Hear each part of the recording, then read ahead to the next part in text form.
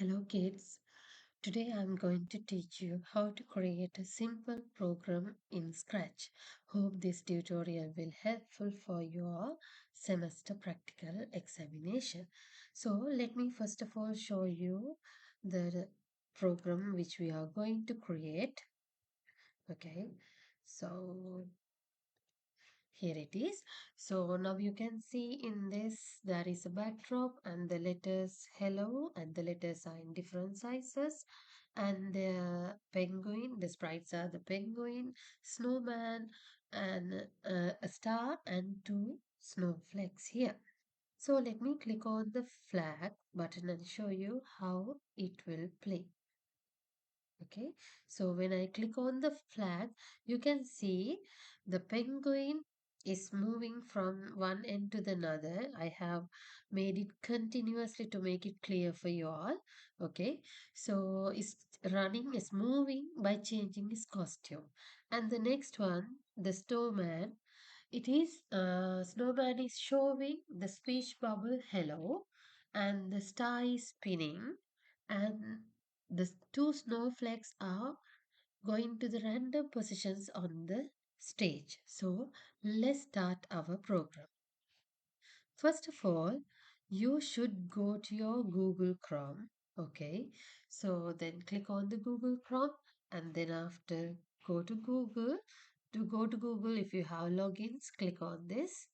Then after you will come to the page like this where you can see the Google search bar. In that, click on the search and type Scratch Online and then press the enter key and then click on Scratch MIT.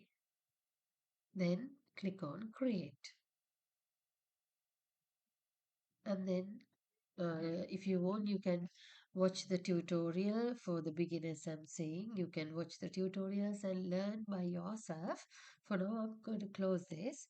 And then I don't need this cat sprite. Okay, I don't need this sprite, so I'm going to delete it. So simply you can click on the bin and then click on yes.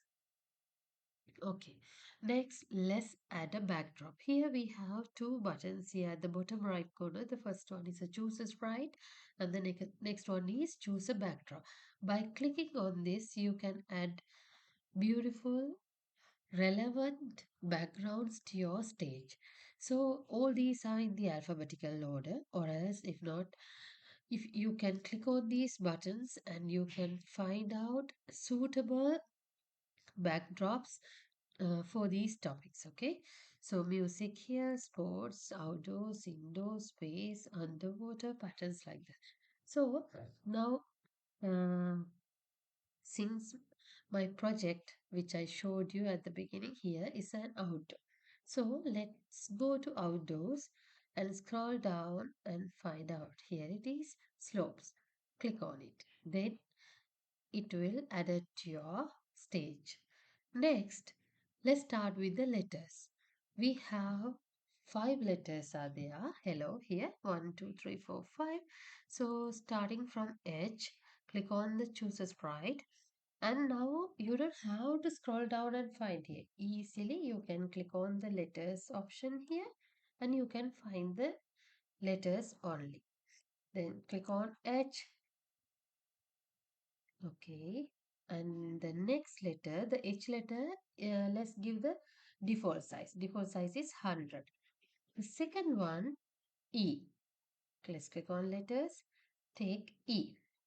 And then this E letter should be 130. Okay, it should be in big size. So let's click on next to the 0 and erase it and type 130 and press the enter key. Okay, now you can see it changed its size. Next, L.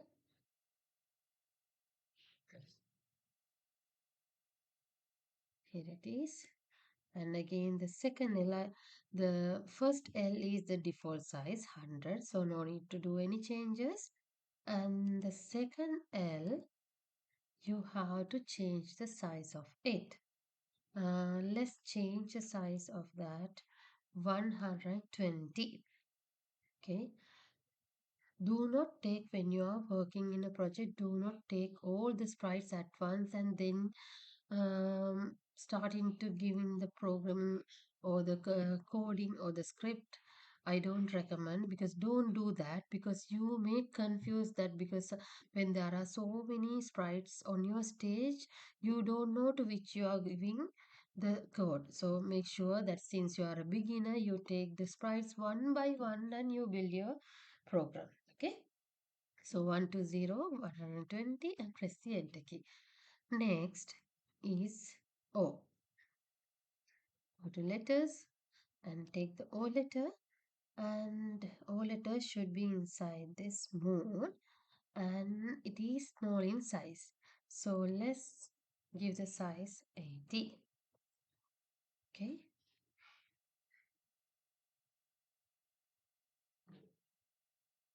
Next one is the penguin. So let's take the penguin. Let's go to animals. Scroll down and find all these sprites are in the alphabetical order. So you can find the P letter. Here is the penguin. Okay, so you have to take the correct sprite. There are two penguins are there. You must take the second penguin. Now you have to change the size of the penguin. You want to make it a little bit smaller. So let's give 80. Okay. Now the program for this sprite is, when you click on the flag, so when if it is, it means that your program, your project is going to run by, going to start with this flag. Okay, so all the starting codes you can find in this events. So when you click on the flag, okay, I'll make it a little bit bigger to make it clear for you. Okay, when you click on the flag, it should move to this end by changing his costume. What is this changing his costume mean? Let me go back to the choose a sprite and show you. Okay, so here is a penguin. Now, without clicking, when you place your mouse pointer on these sprites, you can see that it play as a small animation, or as it's showing some movements. Okay, it means it has a different costume. Okay, here in Scratch we call it as a different costume, another costume. Okay, so we are going to use that. Okay, so it should move. Okay, it should move, and it should change its costume while it's moving. Okay, then only the movement you can see. So move. Let's take the moving steps, and you can change the steps. Okay, let's give the steps 20 steps, and then next costume you can find in the looks. Next costume. Okay, now let me click on the flag and show you. You see? Ah, but now to change its costume, we have to click on the flag many times now, you all can see. But we don't do that in programming here. We use the control blocks for that. Okay. Here we are going to control. It means now when I click on many times the flag, it means this moving and the next costume is repeating. It happens again and again. Moving next costume, moving next costume. Like that it repeats. So without, rather than clicking on the flag button many times, with one click you can run it. Okay. So control, let's take repeat. Do not take forever block when you are using this moving block, because if you are giving forever, the sprite may go out of the stage and it can disappear. Okay, so we don't use the forever block with the moving block, remember that. So let's take the repeat block and let's click on the flag and see now how does it work. Okay, so now if you want to move it to the end of this stage, you can increase the repetition, repeating time. So I'm going to give 20. Okay, now let me click on the flag. Yes, okay, it's done. Next, let's take the snowman. So you can search and find your sprites as well. Here is the snowman. And I'm going to place the snowman here. So the program for the snowman is When you click on the flag, when you click on the flag, it should say hello in a speech bubble. So the speech bubble hello you can find here. Do not take this first one because it will show the word hello for just for 2 seconds only. If you want to show it continuously until you click on this top button, take the second hello. Okay, let me click on the flag and see now. Yes. Next. Okay, so let me click on, when you click on the stop button, the speech bubble will disappear. Next is the star. Go to choose a sprite and search as star. And let's place the star here. I want to change the size of the star to 110. I want to make it a little bit bigger, just like this. And when I click on the flag, it should spin.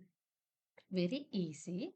Again and again, starting with when flag click, spin. Spinning mean what's happening? Spin mean turning, right? So we have two turning blocks here. You may take the right angle or left angle. Okay, so I'm taking here right angle. Now, when you click on this, what happens? Okay, it's turning. By just one click, it just turned once only.